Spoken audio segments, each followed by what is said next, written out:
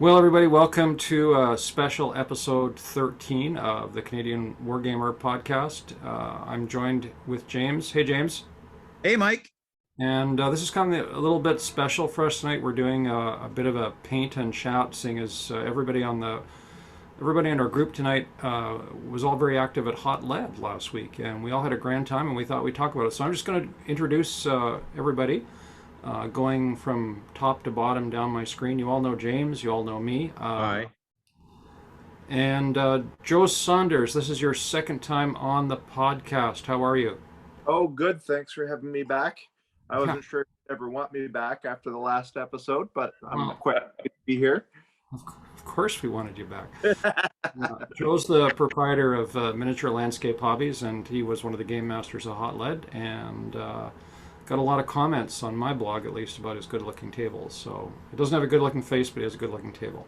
Yeah, So that's basically what I do. faces, Brian Hall making his second appearance on the podcast. Hey, Brian. Brian. Hey, how's it going? Brian, the Hot Lead master of the small scale, though there's nothing small about Brian. And yeah, Brian, a very active game master at Hot Lead. And finally, speaking of active game masters, the master himself, Keith Burnett. Keith, is this your first time on the podcast? Aside from that lovely Christmas special, yes. Oh, the Christmas special, that's right. I actually had somebody the other day email me and say they had a great time listening to us. So somebody in Oh, England. well, Huh. I'm glad somebody did. Yeah, I know. You're cringing when you listen to it? Oh, it was fun. Yeah, and we might be joined later on by Alex McCutcheon. He said he might join us, but he also said he was down with COVID apparently. So Yeah. Ooh, yes. Yeah. everybody else stayed healthy after Hot Lead? Yeah. Very I have. healthy. So far, Elizabeth has. Yeah, that's good. yeah, Oh, that's good. Elizabeth good. Oh, and- touched everybody's money, so Yeah. And we may be joined too by Louis the Cat, who's, hey Louis, just for the benefit of those who are watching on YouTube. Yes. Say hello. Nice. Yeah, oh, there's his cat butt. Yay. Cat butt. Yeah, the podcat. Yeah, Louis the podcat. So let's see, where are we going to start? I thought we would kind of just go round the horn and just offer some free-form thoughts about Hot Lead, what we liked, what we did, what we saw, and who'd like to go first? Well, Sure, I can Keith. fly away. Sure. Sure. Yeah, tell us about Hot Lead. Uh, What did you do? What did you see? Well, let's see. Because it was the first Hot Lead in however many years it was since the good old 3. COVID. A bunch of us went down on the Thursday night and had a pre-Hot Lead party. We did a whiskey tasting. We just hung out. We drank. We joked. We talked with people we hadn't talked to in a few years. It was absolutely fantastic. So that may become a yearly tradition now. Oh, cool. Now, as far as Hot Lead goes, the official Hot Lead. Wait a minute, I want to hear about the Scotch tasting. What were the Scotch highlights? Oh, well, I can tell you what the lowlights were, but the highlights. We started with a Glenlivet 12. That was very nice. Okay. Mhm. We had what was the second one there, Brian? It was 40 Creek. 40 Creek. That was excellent. Put a little Select. water in that, opens her up really nicely. I love it. I was pleasantly surprised by that. Yeah, it was really nice. Then we had a Bush Mills, which I wouldn't recommend to my worst enemy. It was horrendous. It was terrible. Yeah. I apologize for that. Then we Hey, did I mean- an Auchentoshan, which was Oh. very nice, Very nice, yeah. and finished it off with Lefroy. So Oh. it was quite a variety of flavors and taste. It was very nice, very nice. So you save the best for last. Yeah, and some blue cheese and pickles and crackers and all that kind of good stuff as well. So it was fantastic, Very fantastic nice. night. Yeah, really nice. And then someone brought in some Jamesons and Kilkeegan. So yeah, it was really good. It was really good. Cool. Yeah. And then Friday, I game mastered. I ran a check your six game in Crete in 1941 with some 109s and 110s coming in and attacking Malemi Airfield, and some Hurries and Glads trying to fight them off. So it was a fun game. Germans won with a very slight edge. Even with the most epic, Oh, yeah. What would we call that? Takedown? I don't know what that was. That Kill? was the first shot of the game. An ME-109 shot down a Gladiator, got the pilot right in the head. The Gladiator veered off, ran into another 109. Wow. Killed that pilot, and that 109 veered off and ran into another Gladiator, which caught fire and sent debris out its back end into another Hurricane. So it was quite a smash. That was in one turn. So one shot takes out 3 aircraft and damages another. Yeah, it was pretty epic. It was pretty epic. Was that like a game restart? Like you had to reset after? Good thing. No, it only knocked one player out of the game. So it wasn't. Just here's a couple Gladiators come back on the side of the table. Yeah. And So, then what Gladiators happens? are the little biplanes, right? Yeah. Yes, they are. Yeah. Like Faith, Hope, and Charity. Correct. Yes. On Malta. Yes. Hmm. Although that is a common fallacy. They actually weren't only Faith, Hope, and Charity. And Right. there's still some actual, were they really Faith, Hope, and Charity, blah, blah, blah. But yes, that is the common mythos that goes with the Glads. And then, your typical Friday night get drunk party. It was fantastic again. Little leftover whiskey and some other things. Saturday morning, I did a 6mm Borodino, which was suitably epic. And Mitch got a chance to watch. He thought it was incredible. Yeah, and it was a great game. It was really fun. I don't think Napoleon would have gotten to Moscow if the real life had turned out like that game, which may have saved, the Grande Armée. Really got caught in the winter retreat. So, but it was a great game. Everyone, I think, had a lot of fun using Blucher rules. I love Blucher rules. They're after rebasing my 6mm Napoleonics, I think 4 times for different rule sets. Finally finding one I liked was fantastic. I had an abdominal spasm of pain just listening to you say that. Oh, I know. It's well, I really like how you do your Blucher stuff there, Keith. It looks lovely. Well, thanks, James. It's nice. I think your brigades. You can make a nice little vignette right on the base. Yeah, your brigades just works out really nice. Your brigades just look great. They really look the business. Thank you. What scale was that? That was in God's own scale, 6mm. God's own scale. That's right. Yeah. Yeah.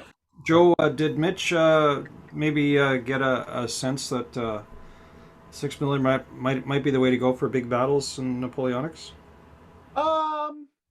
We're still pretty set around here on 15 mil, because we're still new to the Napoleonics. Right. But he thought it was neat to see the whole battle in and of itself. Yeah. Yeah, because we were talking, and he said, with what you guys are doing, you're going to do a little corner of the battle. Yeah, you can't do the whole epic thing, right? Fragment. Yeah. I'll probably look at other scales in the future. I mean, I'm starting to get more and more interested, but my the sum of my Napoleonics knowledge is about 4 months old, so still finding. Oh, well, you're just starting. Yeah. There's all kinds of stuff out there. Oh, you know what? I think anybody who does Napoleonics, if they don't admit that they suffer from imposter syndrome, then they're just lying. Oh yeah, you got to hate these guys that just say, "Oh well, that's it's like, really, dude, like, shut up." You might know something about, say, the peninsula, or you might know something about, the 100 Days, but how much you know about Wagram or whatever. Mm-hmm. Just trying to draw extrapolations on the Napoleonic Wars from, it's like, okay, well, the French army, it's like, yeah, and it changed like every frickin' year from 1792 to 1815. Yep. It was a different army every year. Yep. So I'll like trying to like give broad game, well, the French should be able to do this. It's like maybe not. Maybe. Yeah. Very true. Yeah. I am enjoying the initiation into the Napoleonics a lot, having spent a lot of time on the World War II and Cold War scene. I am really enjoying, like the variety and the color of it. And the complete difference in terms of like the strategies and things that I would bring to the table for like my Team Yankee or my Flames of War armies is absolutely no relationship. And then the process of painting them is no similarity either, which I actually really like. Yeah. Well, I mean, that's where I cut my teeth in wargaming was, back in, the early 70s with Airfix 172nd, right? Yeah. Yeah. So. That's right. And then what happened? Saturday afternoon, I got to play in I guess not the world premiere because that would have been the morning slot, but the What a Cowboy game with Pierre-Yves. That was fantastic. Oh, his Able was amazing, right? All 3D printed.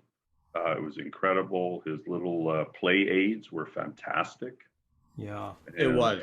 It was a fun game too. Really, I got to play in the world Friday night or the North American premiere on Friday night. Oh, Friday night was the premiere. He put on a bonus game, which I mentioned. Oh, okay, nice. Because when that was great. That was a great game. Handing me the sign-up sheet, I was like, "Oh, I'll just put my name down here because I'm not doing anything." Did you get to play your own character? I did. Nice. He said, "Well, you've got to play this team." I was like, "But it doesn't have the shotgun. I wanted the one with the shotgun." I played that Saturday morning. It was great fun. Enjoyed that. Yeah, it was. Yeah. It was. I can't wait for the release of those. That'll be definite buy. Did you keep me alive, Brian? Yeah. Did you? Yeah, I think all three of us played the same game. Yeah, really? We all played the same team. John Savage and James Manto. Yeah. Nice. Yeah. And I got me killed off, and you guys didn't. Good job. Thank you.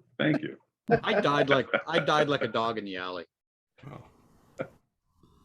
I looked at the pictures of it. I wasn't involved in it at all, but boy, it sure looked like a nice game. It was. And the fact that Pierre-Yves had painted or had 3D printed all of the terrain, it was incredible. Yeah, really nice. I like the fact that he'd named some of the businesses after the two fat lardies too. I thought that was pretty fun. Yeah. And then in the evening on Saturday, I played in an Ancients game in that the new Ancient rule set, whose name escapes me now. Infamy? No. Oh, Army de la Guerre. Army de la Guerre, yes. Big battle of Ancients. Byzantines versus Persians. Oh, that looked nice. And the beautiful figures, but it once again told me why I never want to play Ancient. Oh, why? Line up your troops on this side of the table, the other guy lines them up on the other, everybody moves forward, and the best die rolls win. It did absolutely nothing for me. Yeah. That's exactly what that game was. There was no terrain on the table. It was just line them up and move them forward. Well, that's too bad. Yeah. So again, it just said why I've only played 4 Ancients war games in my life. Yeah. Every I don't want to say every 10 years, but that's probably about right. Every 10 years you play an Ancients game and you go, okay, yeah. That's why I don't like them. Yeah. And then in the Sunday, it was the big VSF madness in Manchester or Mayhem in Mongolia or whatever that game was. Yeah. Which is just a big hoot. And it was great because my grandson was down for the Saturday and Sunday, and I got to play with him. So that was great. Yeah. Oh, And nice. so now Logan wants to start his own VSF army. Yes. Oh, Nice. Well, imagine that. Yeah. now Granddad has some presents to buy, Logan. Yeah, they came over on Tuesday after Hot Lead, and the first thing he did was go down in the basement and start looking at all my stuff. Okay, what do I have to get for this? What do I have to get? How old is Logan? Logan will be 12. Oh, okay. So my step grandson Ollie is a few years behind, but I have high hopes for Ollie. Yeah. So that's good. That's great. Yeah. Yeah. So it was for me. It was a fantastic weekend. It was just That's good. Getting to do it again was a long time in coming, and getting to see and because I got to play. Typically, I'm a game master almost 5 slots. Mm-hmm. So I don't really get to see a lot of people except the people playing in your game, right? But in this case, because I got to play in other games, I got to talk to other game masters as well, and see a lot more people. So I think it was an absolutely perfect weekend for me. Absolutely perfect. That's great. I watched your Bleaker game for about a minute because I was in games all Friday and Saturday, but it looked well attended and. Yeah, it was. Yeah, and there was a lot of people hanging around too, which is nice. Yeah. Good stuff. So let's go from a veteran Hot Lead attendee to somebody who was there for the first time. Joe. Yeah. Tell us about your Hot Lead. Well, boy, I was excited. I hadn't been to a gaming convention since the last Games Day when GW fled Canada. So it had been a long time. Yeah. And of course, I started back into miniature gaming and dusted off my skills and stuff more or less just as COVID-19 hit. So miniature landscape hobbies and everything to that point had been just me in my basement. So the chance to get out and get involved in the wargaming community again was really like coming home, first of all, because I hadn't had a chance to do it for many years. But I was, I have to say, wasn't exactly sure what to expect going into it. I had never been involved for having played historicals for a few years. I'd never been involved in anything like that in terms of the scale, and walked in and took a look around and saw just how comprehensive everything was in terms of the tables and the games and the number of people and the awesome variety of vendors. So I was very happy to see it. My wallet maybe wasn't very happy to see it because I found every single model I was looking for to finish, in air quotes, my both my Napoleonics army and Mitchell's Napoleonics army, and a little bit of terrain on the side as well. But I think the best part really was getting acquainted with the people in the community and just getting sort of reintegrated into the culture of gaming. So I really appreciated that. I wasn't able to come Friday, so I showed up Saturday morning. Thought I would be getting there maybe too early, but fortunately people were already there and setting up when I got there, so I get things squared away. Ran 2 demo games on my table for Miniature Landscape Hobbies, set up my terrain store. All went quite well. Both games I played were Axis. Axis are trying to launch a V1 rocket while British attack, and both the games I play tested that scenario many times. Actually wrote it quite a while ago for Battlefront Miniatures, and then they never used it, and it'll be in Military Miniature Magazine in April. And Very so good. I've tried it many times. It's always kind of been a little bit of a cliffhanger, but both times on Saturday the German players just happened to roll natural sixes and launch the V1 rockets. Yeah. It really wasn't. It should have been knife's edge, but I guess it was knife edge because the Germans were getting murderized. But they got the rocket off, and then Saturday or Sunday morning we played it again with a couple walk-ins, and I actually got a chance to play, but of course, I ended up opposite the table from Mitchell, and the British Army is his army. Like when we play Flames of War, that's the one he plays competitively with. So he just like took one look at me and just wiped me off the board. It didn't take too long for me to get knocked out. But, so the British did win that one, but it was good. That wrapped things up for me. After that, we had to go because it was a bit of a haul for me to get back to Kitchener, pick up my wife from my in-laws, and head home. But it was an absolutely incredible experience, and I enjoyed every second of it. So I hear it's a week later next year, which should put it the week after March break. Yeah. So my wife's a teacher, so it makes it hard to go when it is during March break. So unless something dramatic happens, I'll be there for sure. Cool. Mm-hmm. And that table was gorgeous, Joe. I mean, thanks. Absolutely gorgeous. Yeah. Well, that's kind of what I do, build train. Two things, Joe. What is this finished you talk about? I don't understand what finished. Yeah, well, I was going to make a little quip about that, but the timing didn't seem quite right at the time.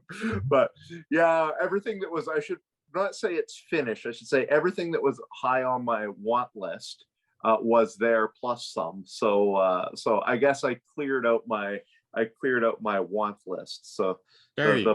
That makes more sense. Yeah, and of course, then my list for what I want will be expanding, ever expanding, anyways. So. The other thing is, if you had to pick one to come back to, this is probably the right one. Hot Lead is the right convention to come to. Well, I really enjoyed it. It was, of course, I'm still meeting everybody on the historical wargaming side, but it's been a very pleasant experience compared to some of my other experiences in miniature gaming. So that's too bad. No, it's not just par for the course. But used to spend a little while in the competitive scene, and that was not for me. But the sheer amount of knowledge that everybody brought, and the great variety of games, the attitude, everybody was in there to have fun, and I didn't meet anybody that was difficult to deal with or didn't have a good time. So awesome. That's good. Yeah, I think it's known as the friendly convention for a reason. That's right. Yeah. Well, I'd believe it. I enjoyed your game, Joe. I think we got the V1 into the air just before our ground crew was wiped out. Yes. They were busy high-fiving each other just as the high explosive came in and destroyed them. But anyway, it was a lot of fun. I have to say, Flames of War, I mean, I think it was a great convention game because it was super fast-moving. It's, not quite my cup of tea when it comes to World War II, but just to see all the eye candy you had on that table, it was worth it. So I had a lot of fun. Oh, that's great. Well, I'm glad to hear it. Whenever I did the convention tables for Games Workshop in the old days in the 90s, it was always, the scenarios were always the same. They give you a taster of the game, but let you sort of move on to the next thing. And so that was more or less the intent behind how that scenario was designed. And I was happy that it worked for the most part. I tell you, I was up to the wee hours the week before trying to get those barrage balloons up on those metal table. And when I was unpacking it Saturday, like unpacking all the stuff Saturday morning, I'm going through, it's like, that's damaged, that's damaged, that's damaged. But that's life with terrain. And you said you had some dog damage on route, right? Yeah, Dover, our poodle was riding beside just the way our car is, not a terribly large car. Dover was sitting beside one of the boards, the waterfront board actually, and just as we were getting out to drop Dover and my wife off at my mother and father-in-law's, Dover jumped out of the car and he somehow hooked the edge of the edge of the cliff on his collar and tore a big chunk of plaster off of it.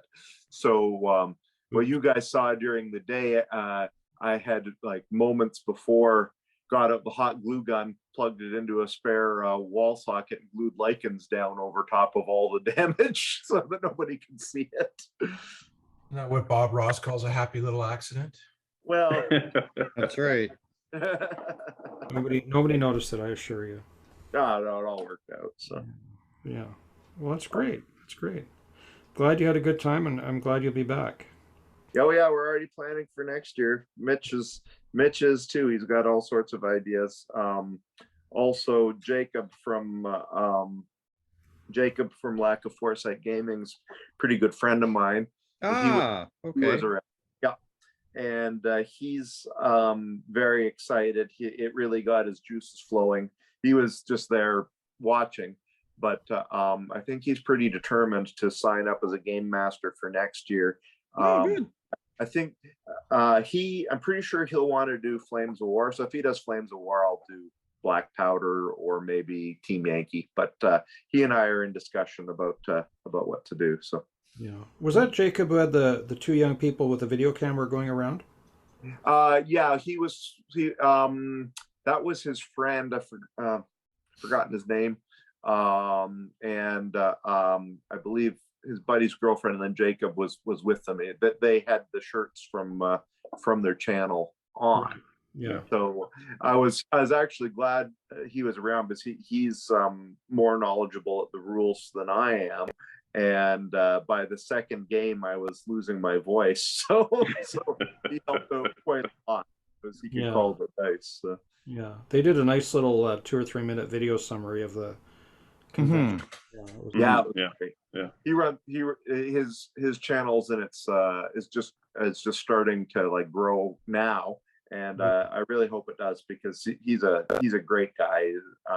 I've really enjoyed meeting everybody through running the YouTube channel, but he's that community is surprisingly very tight knit, and so I've become good friends with a lot of them, but especially him. Yeah. Well, that's great. I want to say too how much I enjoyed meeting your son Mitch. He was a really delightful lad, and obviously a very talented gamer. And yeah, maybe this summer we can get together and I can introduce you and Mitch to a small scale Napoleonics. That would be nice. It's not very far to go, so No, just up the road. Yep. yeah. That'd be great. Brian, another veteran, hot lead veteran, master of the small scale. First. Yeah, Tell us about hot lead. I've made the conscious decision to not do 5 sessions like we used to, which is, I think a good thing. I think there's plenty of people out there who are running games now that I don't need to do 5 and beat myself up. Yeah. So Nope. I ran Stamina to do that. no, not anymore. And I was joking with everybody now that if we're going to go to 4 nights, like go on a Thursday, I'm going to have to go into training before we go because What would that training look like? I'm not sure. I have to sit down and really design that program, but It's like one of those montage scenes from a movie, like Rocky or something, yeah, Up to the bottles of whiskey. yeah. I don't know how that would work. We'll have to figure that out. Being a rugby coach probably helps me a lot. So Yeah. so Friday night I ran Coastal Patrol. It was full, and I think everybody had a good time. It was looking a little grim for the British. They'd been spotted early. and they'd lost a lot of boats, but 2 boats had snuck up on blinds and managed to they fired 4 torpedoes and sank 3 ships with 4. So Wow. evened it up, became a draw. Saturday morning, I played in PYT's game there, the What a Cowboy, which I thoroughly enjoyed. I mean, we've always enjoyed those kind of games, right, Keith? But yeah, What a Tanker is a favorite. The terrain was good. I thought the playing aids probably made that game. Made everything so easy to follow, and you know, once you played What a Tanker, the dice pretty much are the same. So yeah, it was an easy game to pick up. I thoroughly enjoyed that game. Saturday afternoon, I left open, which was kind of unique for me. I mean, especially with no bringing by, which I still believe was the right decision, James. If anybody tells you different, they're smoking rope. My mental image of that has always been shoulder to shoulder and 3 rows deep around the table, and there's no way. Yeah, there is. Yep. Funny, it's like it's its own rugby game. Yeah, mostly. So I didn't get in the game. I did walk around. I did look at all the vendors, which is something I don't often get a chance to do. And then I also watched some Six Nations rugby because it was the last weekend. So, and then Saturday night I ran Altar of Freedom with Battle of Cedar Creek. It was a game that I had picked because originally we'd had a 4-player limit. I didn't feel like changing that. But it's a tough scenario for the Rebs to win. It's probably not the right convention scenario. We've been talking about that a lot lately in the last couple of days. Maybe First Manassas or something like that would be a better convention game. But so little socializing after that, and then Sunday morning I ran the Coastal Patrol game again, and that one was an out and out British victory. They managed to get much closer without getting spotted, and were able to pump a whole whack of torpedoes into the German convoy. They sank an escort and a couple of barges and a freighter. I think they lost 1 boat doing it. So the Sunday morning crew, I thought, were much more interested or excited group. I got the impression from some of the Friday night guys that they're playing it because they didn't have anything else to do. So, so I don't know. I might give it a pass. I've been running that Coastal Patrol for quite a while, and I think I might, now that Cruel Seas is out there, because there's a lot of Cruel Seas games this year. Yeah, there were. I might just give it a pass for a year or so and see how that goes. Well, that's always the problem with yeah, like, you know, the people that like it, they played it last year, they might not want to play it again this year. They want to go do something else. Yeah. I thought about running an O group game, but I really wasn't ready for it, and I didn't want to put myself under that kind of pressure, and I'm still not 100% sure that O group is the right game for a convention. I would agree with you. It is problematic. I can see that. So all in all, I had a great time. I thoroughly enjoyed going there the Thursday night.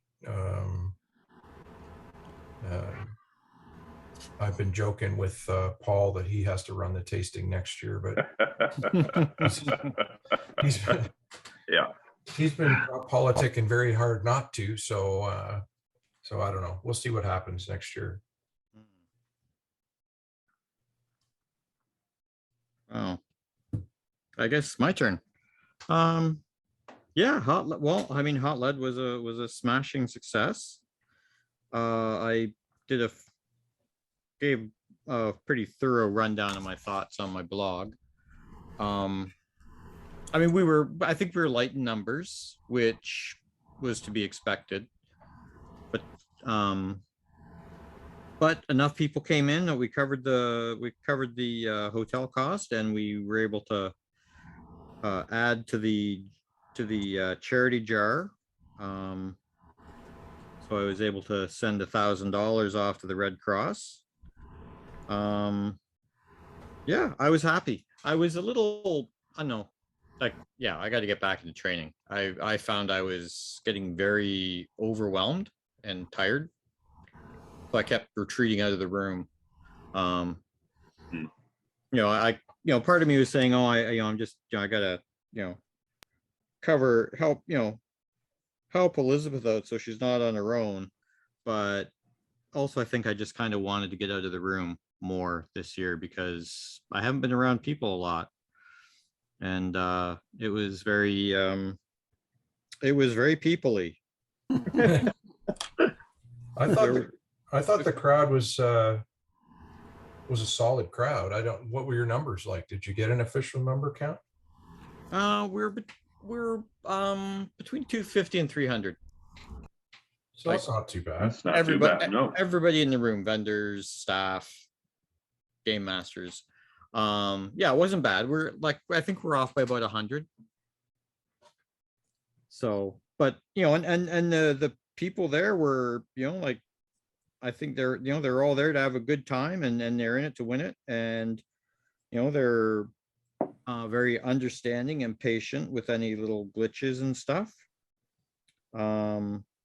It was people-y.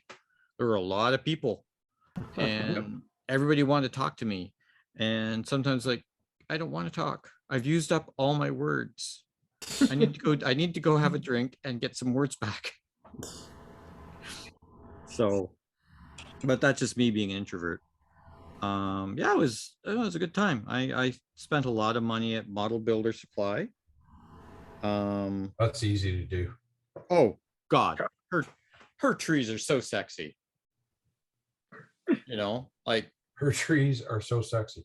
You might want to be careful about how you say that. Well, he could have put it worse. He could have said her bush is okay. Yeah, stop right there. Whoa. No, here, like, you like, I had to buy a lot of her trees, and I've been basing them up.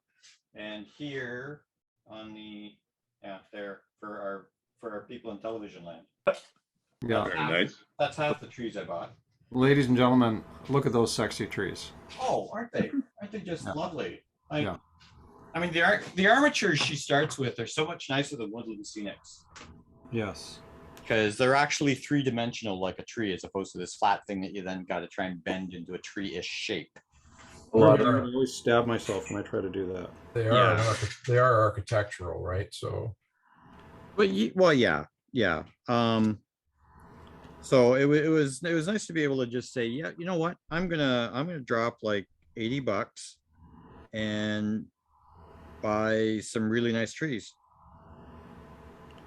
So that was nice, and but yeah, it was good. Elizabeth had a reasonably good experience on the front desk.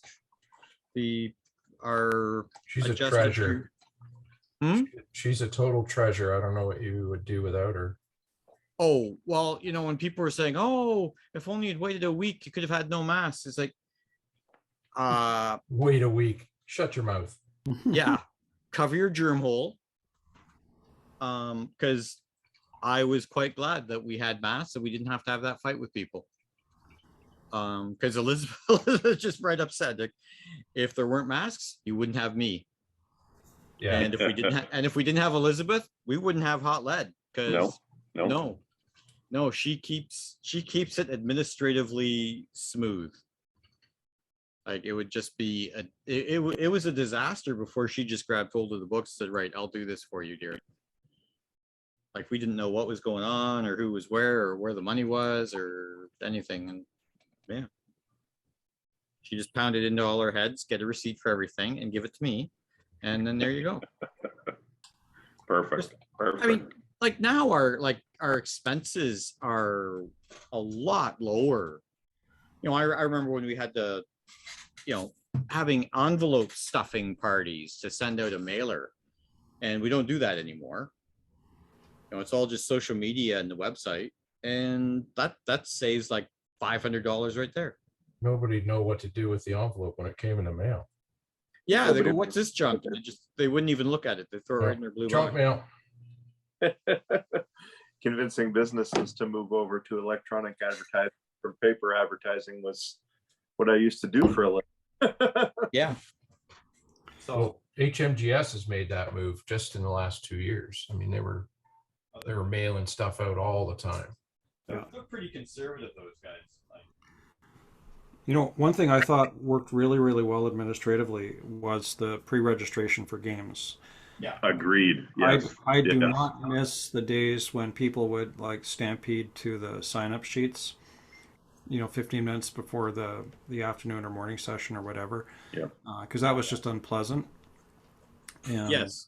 I thought, you know, whoever thought the pre-registration up, and Elizabeth again was doing the admin for that, I think. Yep. Well done. That was great. So, yeah, she had one person complain about, "Oh, I signed up for these games, and you know, yes, I got the confirmation email." And then, you know, last night Elizabeth checking through all her pre-registration emails just to make sure, and nope, there was no email from that person. Of course, there wasn't. Yeah. So either it was he thought he had done it, you know. It's all, I'm sure I told you that, honey. Didn't I tell you that? You know, and then your wife's like looking at you going, "No, you didn't." Got to hit send. It might have been that, or he might have just been a fucking weasel, because we still get a few of those. I don't know. Maybe it was an honest mistake and he honestly thought he had done it, but I sometimes think people are just sort of, you know, they're trying to bluff their way through and rely, you know. But you know, so Steve Hartwick talked to Game Masters and got this guy into the games that he said he signed up for, and you know. Oh well, no one's going to argue with Steve Hartwick. Oh, Steve's another treasure. He's he's the sergeant running my command post, and he keeps it going like a top, you know. And he makes sure, like, he brings out a pitcher of water right away and makes sure Elizabeth stays hydrated and make sure that, you know, we get a chance to go eat and all that good stuff. So he is another guy that makes Hot Lead run very smoothly. Mm-hmm. That's why he gets the title of Ted Minion, which he's very proud of. As he should be. As he should be. Oh yeah. Yeah. And oh yes, and I played in Pierre-Yves Troyel's What a Cowboy game, which was, yes, very sexy and just a brilliant game. But Saturday night, I had signed up for Babylon 5 game because I'm a massive Babylon 5 fan, and I've been intrigued by the metaverse rules, written by Mike Hoyt.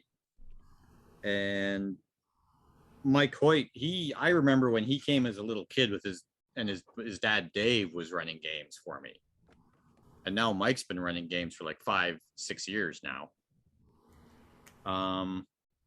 And I wanted to try these rules, especially in the Babylon 5 universe. And then, but like just before we got our dinner, I was like, nope, I am tired. I am tired and grumpy, and I am not going to be any fun for anyone to play with. You know, so I made my apology to the game master, and we just went home and watched some a detective show on BritBox, and I went to sleep. So sounds like a typical. Yeah, I was pretty grumpy Saturday night too. I didn't get enough sleep. And, yeah. What are you laughing at, Brian? Nothing. Not laughing at anything. Oh. Yes, you were grumpy. I was. So sorry, James. What was the name of the lad who was running the metaverse games? Well, there were two different game masters. Well, it was Mike Hoyt, right, wrote it, and he ran the Star Wars and the Star Trek. Right. And then it was Addison Gow? Addison Dow? Gao sounds right. Yeah. He was running the Babylon 5 game. Was Mike that big chop in the kilt? That's No. Addison. That's Addison. Right. I think, Brian, when I was in your game on Saturday night, they were playing behind us, and whoever was running that game, I was just amazed at how good he was at it. Like he had all the rules in his head. He was, because my brief experience of playing like Starfleet battles is that those things just can be tedious, right? There's Starfleet battle. Starfleet battles definitely. Oh my God. Oh, Starfleet Battles goes Yeah. down in history as being the most tedious game ever made. But Actually, he made I that. don't know. There's a lot of contenders for most tedious game ever made. Well, yeah, I already stand corrected Empire. because Yeah. I used to try to play some of the old FAS Renegade Legion games, and that they were unplayable actually. Just Yeah. Anyway, those metaverse games seemed to be very popular, and they were very well executed, from what I could tell. Yeah. So I was thinking we maybe want to bring those guys on as guests sometime, James. Yeah. We haven't had a science fiction theme to one of our podcasts yet. So anyway, That'd be good. yeah. Okay, Mike, if you're listening, we're going to be sending out an invite to you. Yeah, sure. And one other advantage from going down on the Thursday night was that we did get to do a local Stratford shopping excursion on Friday afternoon, and made it out to Junction 56 Distillery and picked up a couple more bottles of whiskey there. So yeah, it was a good time all around. The only reason I wanted to go was to get the mint smoothie liqueur, but yeah, then we started tasting other stuff, and yeah, we had a tasting there as well, which was nice. So you guys were just like boozing it up all weekend. well, it's hardly boozing it up. That's what hot lead is, isn't it? Just a tasting. It is serious work, my friend. Wasn't even an ounce. Well, I mean, I've just had my first drink since Christmas, I think. Oh no, wife and I split a cider a month or so ago, but you know, crazy kids. well, yeah. Well, usually I'm driving. Well, that's true. So I I can't drink. For your operating heavy equipment. Not really. But speaking of drinking, has anybody got anything on the go tonight? I just finished some port. Oh, very nice. I'm drinking Cowbell Brewery Nitro Stout. Okay. I got to go pick Mitch up from work in half an hour, so I don't get to imbibe at this time. Although I did nearly drink my paint water. Does that count? Yeah. That's very nice. I've never done probably that. worse. I've You never count that done as a that. tasting, as long as you. But people talk about it all the time. Yeah. Yeah. Oh, now speaking of paint water, did anyone see it's beside the Conquest, and I can't remember the vendor who was there with the Conquest demo.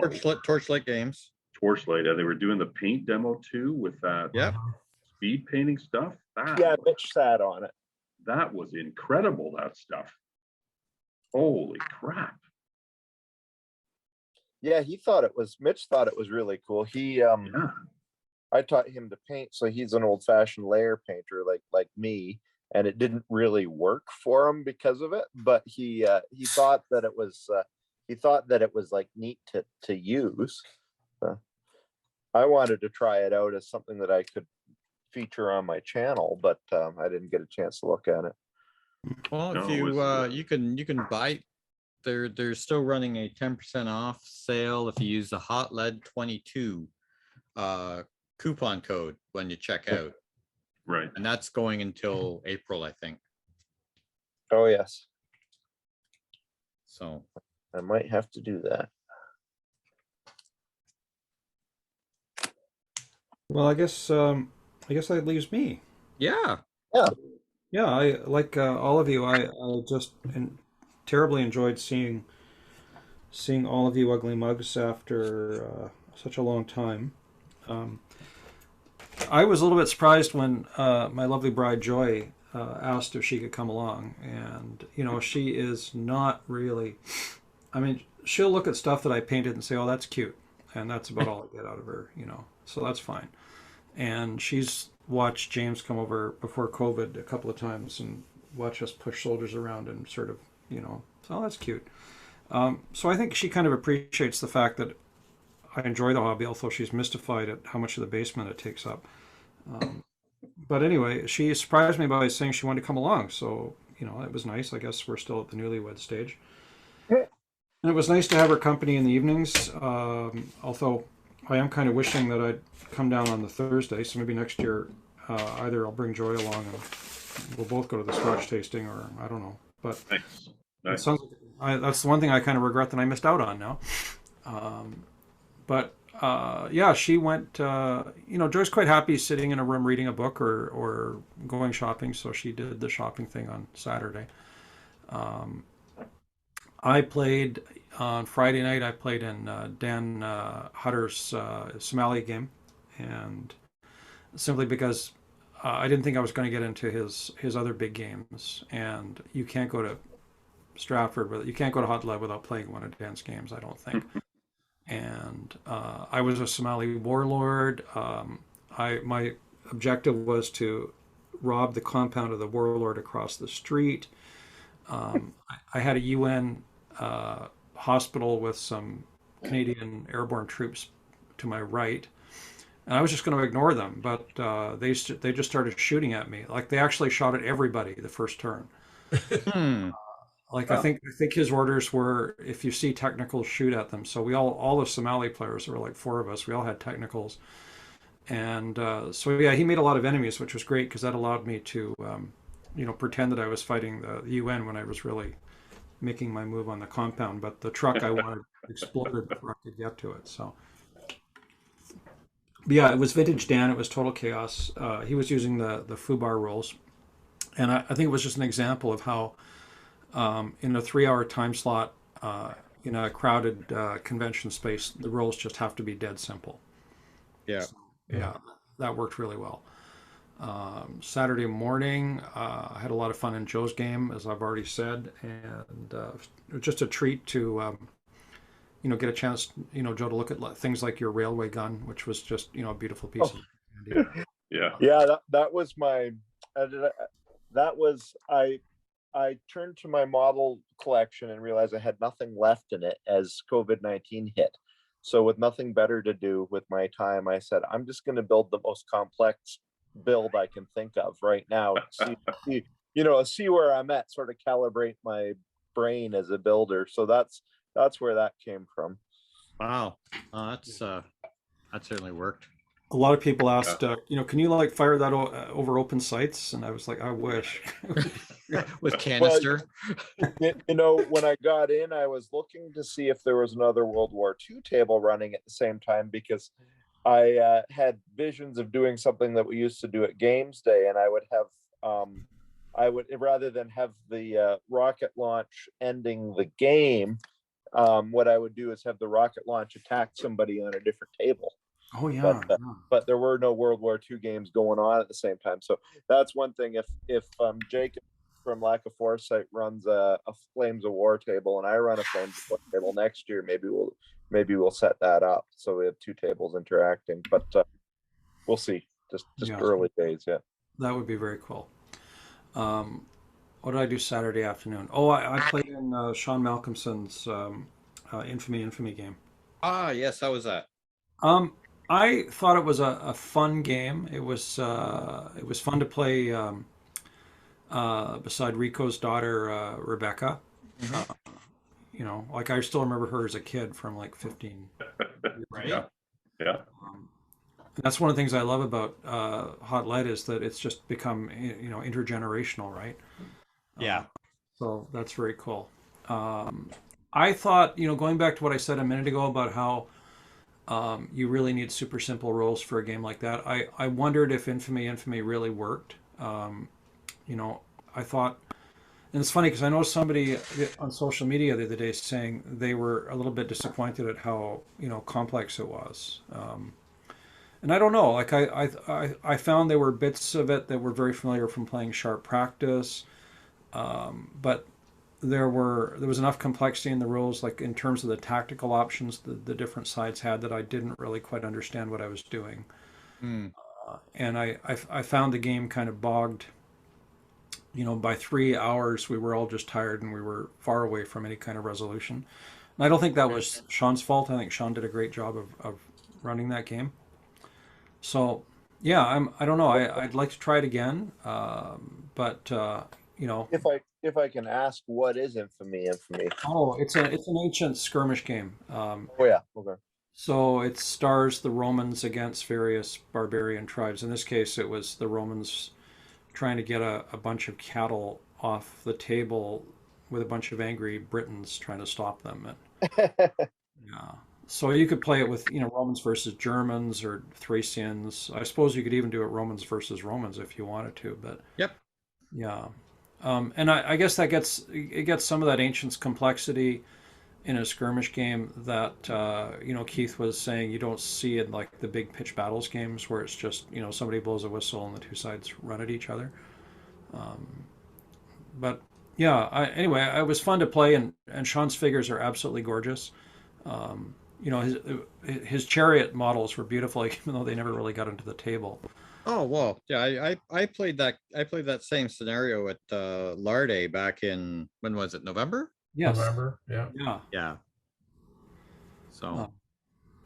Yeah, I mean Sean's a super guy, and I really appreciated him bringing that. Like he's really dedicated to that game and to those rules, and it was lovely to see him again. I'm glad I got a chance to play. I'm not sure I would set out to buy those rules myself, but I'm still trying to figure out this game called Clash of Spears, which I think is probably an alternative for Ancient Skirmish. Then what I do? Oh yeah, in the evening I was in Brian's game. Brian put up with me. I wanted to see if Altar of Freedom was going to work for me from a from a solitaire point of view, because that's one of my big criteria for games. And Brian, thanks for sending me the links to the Blucher mod for Altar of Freedom.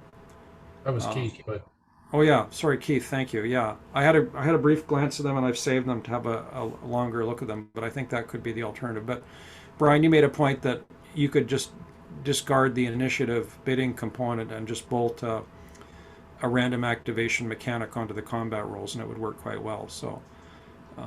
Because I would like to do ACW in 6mm at some point, but anyway. So yeah, I had a great time. Joy enjoyed it. She said she came down and walked through the hall once or twice and got a chance to meet some of you. And she said, "I like your friends. They're nice, but they're weird." I'll accept that. I said, "Yeah, you Okay, that's legit. pretty much nailed it. Yeah. No contest. Yeah. Yep. Pretty much. Yeah, and then we left after breakfast on Sunday because we both had stuff to do at home. So, yeah, It's a shame it's a shame we can't do it later in the year when like the parks are nice. Then you could buy a coffee at Balzac's, and she could sit in the new gardens at the Tom Patterson Theater and look at the swans on the river. But it's still too cold for that. yeah. But then you'd be competing with the festival crowd, wouldn't you? Yeah, no one would get a hotel room if we did that. No, Right. not a hope. Not a hope. Yeah. No, I think it is what it is. It is in March. So, yeah. So, anyway, well done, James and your crew. Well, thank you. Good time. Yeah. That was awesome. Just awesome. Yeah. So if you're listening and you are within a travel distance of Hot Lead, and we had a few people who traveled quite a ways. Yes, we did. We had from Montreal, came from Montreal to do his What a Cowboy game. Yeah. We had 2 people from Germany. Someone flew in from Nova Scotia. Oh goodness! Yeah, and we had at least 3 people drive up from. Well, 1 came from Michigan, 2 came from Wisconsin. And Wisconsin's like a 12-hour drive. Wow. Yeah. So, and if Don had been able to make it, we would have had Don from Nevada. Yeah. Mm. You know, the one thing I didn't get a chance to check out was the, and I know there were a lot of guys from Ottawa who came down for the ADLG tournament, because they were all kind of off in a corner, and I found it kind of hard to, well, not that I was free to spectate, but you know, those games all looked a lot like sort of the DBA games where two guys are sort of hunched over. It almost looks like two people playing chess, right? No, it's a tournament. Yeah. So, you know. So I didn't get a chance to really check that out, which is a pity because I am interested in playing those rules at some point. But anyway, What does ADLG stand for? Art de la Guerre. It's Art de la Guerre. yeah, it's Art de la Guerre. yeah, Saying it's army. it's in its fourth. They're very much based on DBM. Yes, yeah. Okay. I got introduced to it from listening to a British podcast whose name is escaping me off the top. Matt of my head. Axman. Yeah, Matt Axman. And it's got a very popular kind of tournament following. It's a list building game in part. Yeah, it's turn. I mean, there are people that like tournament playing. I mean, you know, the Laurentian tabletop gaming group that Cynthia, like, basically they're doing 7 Years War tournaments. Yes. Yeah. You know, and it's like, well, okay, that's neat. I mean, it's got people pushing 7 Years War armies around. So that's cool. Yeah. No argument with that. For sure. Yeah, I enjoyed that podcast. I was part of that meeting that her and her friend attended with the Hamilton Road Gaming guys, and I mean, they definitely have a different take than old style gamers do, which is refreshing. Yeah. And I think, as James said, anybody who is still complaining about the graying of the hobby should just listen to that podcast, then get hit with a stick if they still. Mm-hmm. That's not what I said. For sure. I was ruder. I'm picking it up, James. It's making it safe for radio. Oh, okay. Okay, yeah. Our family audience. Our family audience. We got to keep our PG rating. Got to preserve that rating. Yeah. So in the time that's remaining, where do we want to go? Who's working on what? Very quickly, I'll start. I am painting bricks onto what's going to be a War Bases German farmhouse. So it's an incredibly tedious job, but it's going to be 4 different sets of bricks, and then eventually I'll wash them all with Agrax, and then I'll have a nice shaded farmhouse. So that's what I was doing tonight. Very nice. Keith, what are you working on? Well, I'm not doing anything tonight, but I am. My next project is going to be to finish up my Austrians for my Napoleonics. Nice. Because I really don't have enough Austrians to fight my French. So you never do. I need to, Are these no? So I need to at least double the size of my army. Are these Sorry, 6 Mike? mil Austrians, Keith? Yes. Yeah, the 6 mil. What do you need? We should talk offline because I have I purchased all of Henry Turner's 6 mil Europe Asunder files. So. Oh yeah. Okay. If you want something Austrian, I could print it for you. Okay. I think I've got, like, I made my New Year's resolution this year was to not buy any more figures. And so far I've been very good. I actually came back from Hot Lead with more money in my pocket than I left with, because I sold stuff on our online bring and buy. Still good for you. But just before, actually, I'm going to say I ordered them on January 1st, but I'm counting that as last year. I ordered his last year's budget. Exactly. I ordered about, I don't know, $400 worth of figures from Adler. So I do have a lot to paint and put together. So all right. So you're well sorted. Yeah. Oh yes. But yeah, he's not counting terrain. Got some Austrians, got some Swedes. So I'm all set. All right. Cool.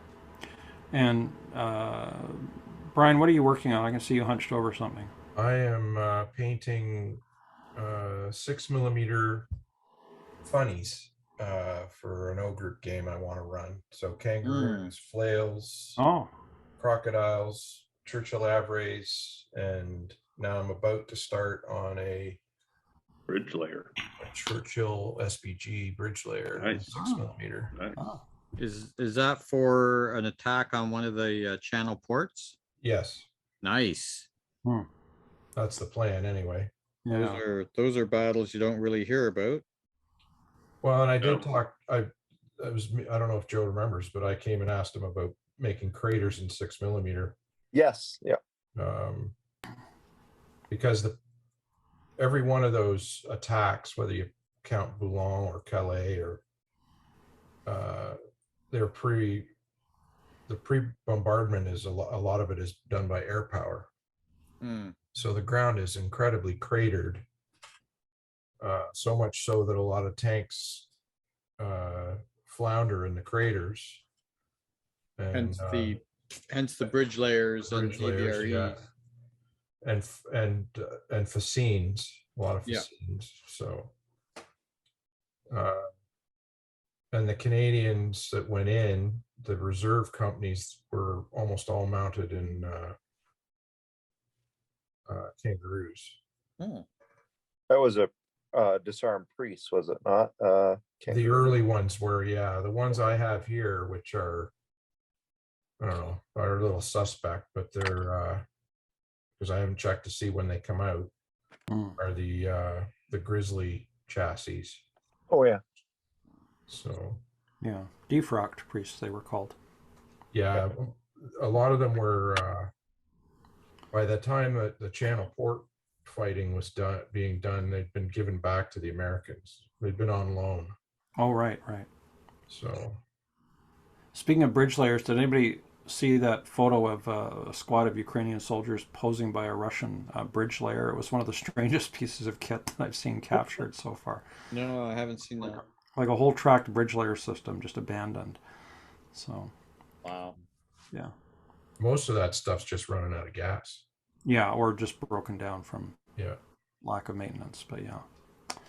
And speaking of Ukrainians, Joe, you're working on a figure. Can you tell us that story? You told us before we started. Can you just tell us a story about that? I can get it in the photo. So that's a modern Ukrainian soldier carrying an NLOS, and I was contacted. Would have been late last week, I guess, by a guy who was a fan of the channel, Miniature Landscape Hobbies, who was or is a Ukrainian expat who was in the gaming scene, and he's got some friends who are sculptors still back in Ukraine, and one of them has produced this model and a really nice decorative base for it too. I haven't started the base yet, but there it is. And you can buy the model, and the base is a download. And the money that you pay a voluntary amount as a donation.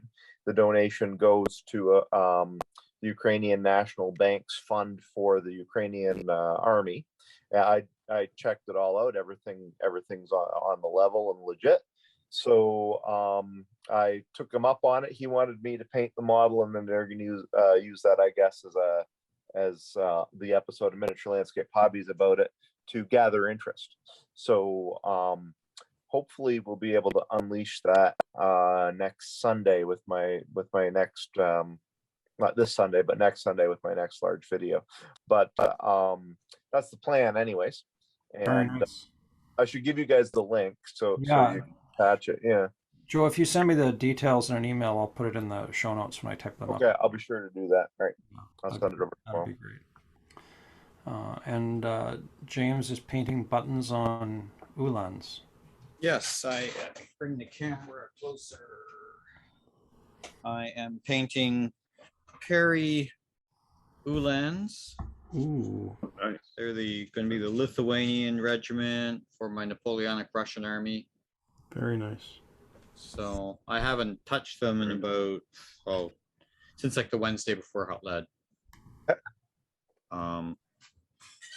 Trying to before we started the podcast, I was like, where did I stop? What do I need to do here? No, they look lovely. Thank you. Make good progress now. They should be ready to hit the table in a week or so, I hope. Well, that's good. I love the Perry models. Discovering the Perry Napoleonics models has been the high point of my model painting in the last 6 months or so. Oh, I mean, there's a lot of flash on them and all the little venting bits that you got to clip off, but the detail and the animation is just wonderful. Oh yeah. You know, and that you go from Perry and then you look at a Warlord and it's like, no. Well, I've literally got both sitting in front of me right now, actually. Oh, there you go. You'll be able to try both. Well, Yeah. I came away from Hot Lead with a box of figures that our friend Mike Barrett sold me for a song. He practically gave them to me just because he's a sweet guy. There's a surprise. He is like that. And I thought they were Perry's, but he pointed out no, they're Paul Hicks Crimea War sculpts for Warlord.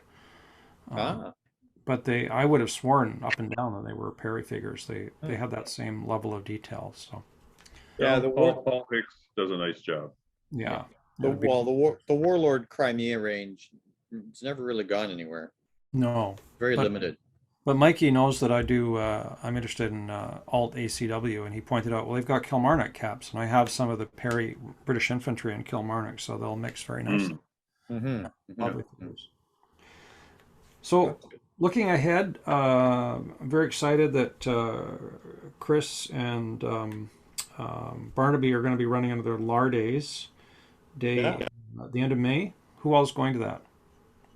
Hopefully, we'll see. Yeah. Where is that? It's going to be in Hamilton. Oh, okay.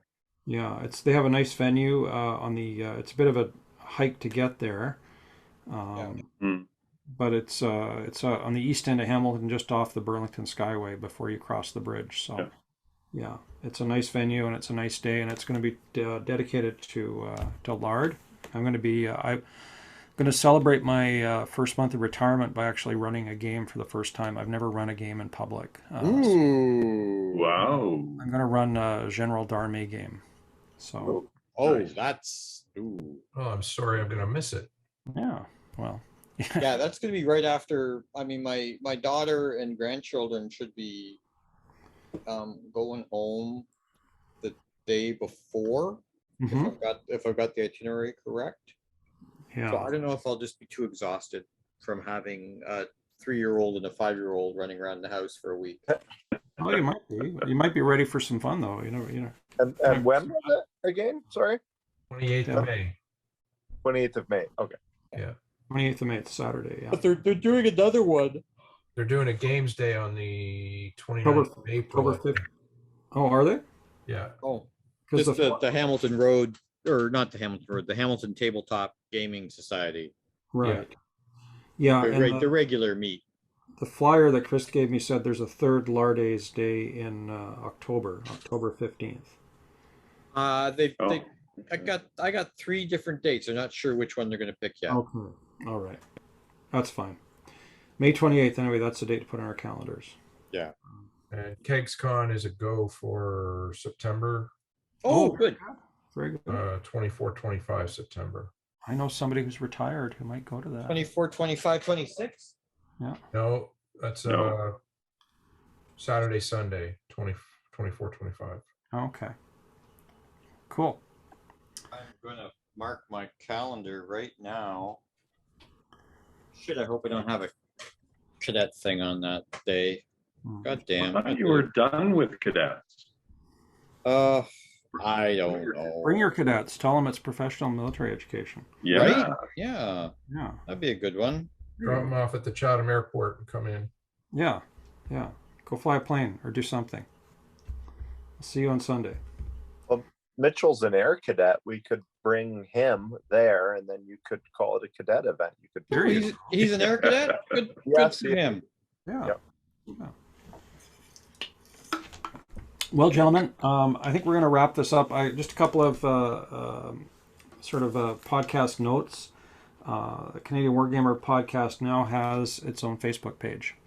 And Yay! I saw that. Yeah. Now, Cynthia told us that nobody who's under is still on Facebook. That's fine. Yeah, it's for old people. It's for old people. Yeah, and I don't think I'm going to start like an Instagram account or anything like that. Yeah, But I don't know that, like with Facebook, it's a little more of a push. yeah, Whereas, like, with Twitter and TikTok and Instagram, like, people got to go find you and follow you. yeah, And I, yeah, I don't want to spend all that effort building up a brand on all these social media platforms. I spend too much time on social media as it is. mhm. You know, I don't need to be getting on my Instagrams and tickety talks, try and reach all the young kids.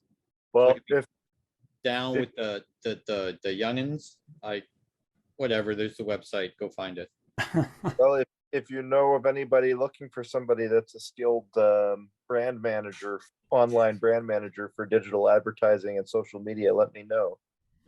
Are you volunteering, Joe? Are you volunteering to be part of the podcast crew? That's what I heard. That's what I heard you saying, buddy. Oh no, that's my professional job. I was going to No, say that's selective hearing in play right there. come on, guys. I think you all heard Joe volunteering to be our social media brand. I think he at least volunteered to That's what I consult. totally heard him say. Yeah. I help you a little bit every now and again. We'll sure. talk, Joe. We'll talk. I'm Yeah. sure I can afford your fee. By all means. Yeah, and finally, the one thing I want to just say to whoever's listening, and this is going to go on this is going to go out on YouTube as well. I'll just dump all the video on YouTube so you can see what we look like. Wow. Yeah. Gee, look at me sitting in the shadows. Wow. I would have done my hair if I'd known that. What hair? Me too, right? Everybody already knows what I look like. So Joe was talking about that Ukrainian figure earlier, and James talked about how Hot Lead raised $1,000 for the Red Cross appeal for Yeah. Ukraine. We are going to do our own little modest thing. We have purchased 2 sets of Bob Murch's Ukrainian Cossacks, and from Pulp Figures. And you all know, if you listen to the podcast or follow my blog, how much I love Bob Murch's stuff. And Bob is a friend of the podcast. So we are going to give those figures away, and we're going to give away the first set tonight to anybody who leaves a comment in response to this podcast once I upload it on our Facebook page tomorrow. So as of tomorrow, if you leave a comment on the Facebook page and just say something about I want one of those figure sets, or I love the podcast, or whatever, I love James Manto. Well, yeah. Yeah, whatever. James is my favorite podcast person. I'm the housewife's favorite. The housewife's favorite. Just leave us a comment, and you'll be eligible to win one of those sets, and we'll send it to you. We'll do a random That was draw. Dave Brown. That's right. Yeah, Dave. All right, guys, I got to go get Mitch from work. All right, Thanks a Joe. lot. Bye, Thanks Joe. very much. And this will be Bye, guys. actually this will be a good point for us all to say goodnight. So, thanks, guys. It was great to get comments on Hot Lead, and great to see you all. And we'll do this again. Yeah. Okay. Sure Good thing. to No see you problem. guys. All right. All right. Bye, Good night, Thanks, everybody. Mike. All right. Cheerio. See you, James. Night. Good night, everybody. Cheers.